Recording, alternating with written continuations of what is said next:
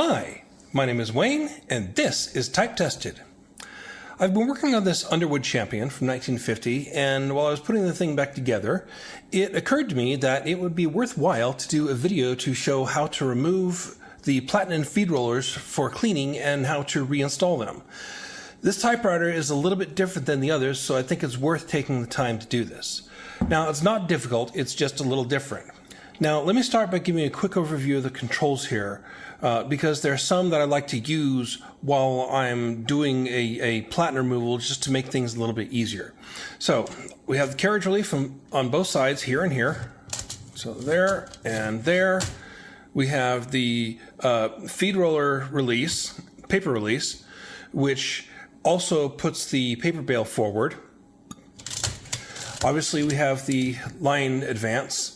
We have the detent release, also called the ratchet release. And then we have the variable, which on this particular typewriter is accessed by pulling out the left Platen knob. So that disengages the clutch and allows you to move the position, the Platen for finding your new line. Like if you're typing in a form or you have had to go back and add something to an existing document. So one of the things I like to do is I always like to have the paper release up, because that takes the pressure off of the lower part of the Platen by pushing the feed rollers down, and it makes it easier to get in and out. I also like to have the detent release pulled up, because that gets the detent away from the ratchet wheel and means it'll less chance for things getting tangled up as you're trying to pull them out. So the first thing to do on this particular typewriter, bring this down here so we can see, is to find the nut that's holding the right side knob on. So take your trusty screwdriver, loosen that up. You do not have to remove it. And let me get a bigger screwdriver because this is a wide slot. I don't want to damage anything. Just half a turn is all you need. Well, maybe a little more than half. So one full turn. And there is your right-hand Platen knob. Note the flat spot on it for catching the screw. So you'll need to pay attention to that when you line it up again. Now, go ahead and go to the other side. This is where things get a little more interesting. Take the Platen and take the carriage and move it a little off to the side. Pull out the variable. You can see another lock screw. This one, just like the other one, you need to turn about a full turn to allow it to come off. Now note, we have not removed a Platen rod. All we have are two knobs. This is not a Platen rod. Well, it kind of is, but kind of isn't. I can't just simply pull the Platen out at this point because this rod is going to get in the way.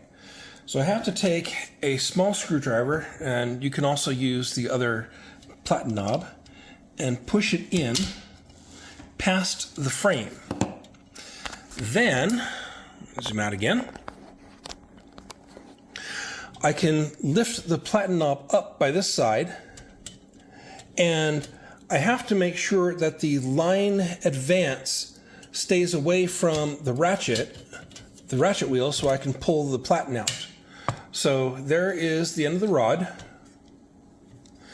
and there's your Platen. So you can now clean that, do whatever you need to with it. The feed rollers are actually a little bit easier, because here, all we need to do is go to one side. You don't even need to go to one side, but you can do it it's easier.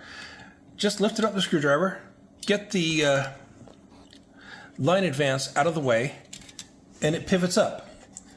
So you can then grab the rear feed roller, and you can grab the front feed roller. And as far as I can tell, these are identical. I haven't actually measured them, but they sure do look it. So you'll note that there is a little relief here, and then just a sharpened end. Doesn't really need to be, but it does help somewhat. So when you're going to put these back in, all you need to do is put it into these two brackets here, and there's another pair for the front, which you can't see. So just line that up here, rest it in place, take the front one, also rest it in place, put the paper pan back down, and the feed rollers are back in, and you'll note they spin freely. So now, let's go ahead and put the platen back in. Lift up here so you can see a little bit better. Now, the thing to note here is you need to make sure this rod doesn't accidentally come out on you. So if it's out, you're not going to be able. Let's see. So if it's out like that, you're not going to be able to line it up to get it in. So you need to make sure that you push it back in. So you put it into the side. You manipulate the line advance so that it sits over the ratchet wheel. You line this side up, rotate it around. First thing you need to do is put this platen knob back in.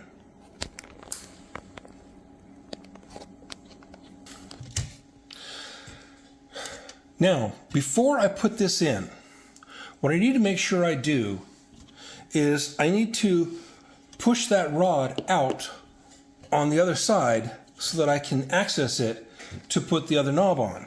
So I need to take a small screwdriver here, push it out as far as I can, and then I need to put this knob on, get the right screwdriver, kind of move the knob around to help it find its alignment. So we have to get it into the flat. Tighten it down. Then we go to the other side.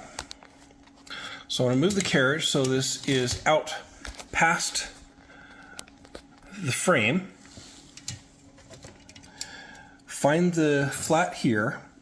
And now, very important, it may help to have a pair of pliers to hold this out, or you may want to start with this knob so you can use a screwdriver on the other side to hold it. You don't want to put this quite all the way on, because there needs to be a certain amount of play when you push the variable back in so that it will stay in. So I like to set it so I can just see the end of the flat and then tighten it down. So then test it, push it in, see what pressure it takes to pull it out. I'm going to move it just a little bit further out. Yeah, I'm not used to having wide screws here. You don't want to get it too far out, but you want to make sure that when it goes in, it stays in.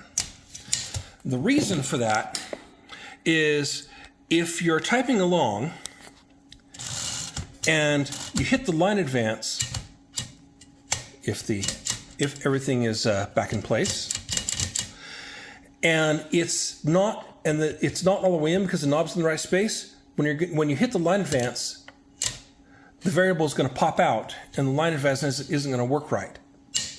So you need to test that as you put it in to make sure that it's got enough play so that it can go in all the way. That's why I like to set it up a little bit short. Anyway, so paper release down, ratchet re-engaged, paper bail back, and you're all ready to go. So there you go, removing and reinstalling the feed rollers and Platen on an Underwood Champion typewriter. Once again, my name is Wayne, and this is Type Tested.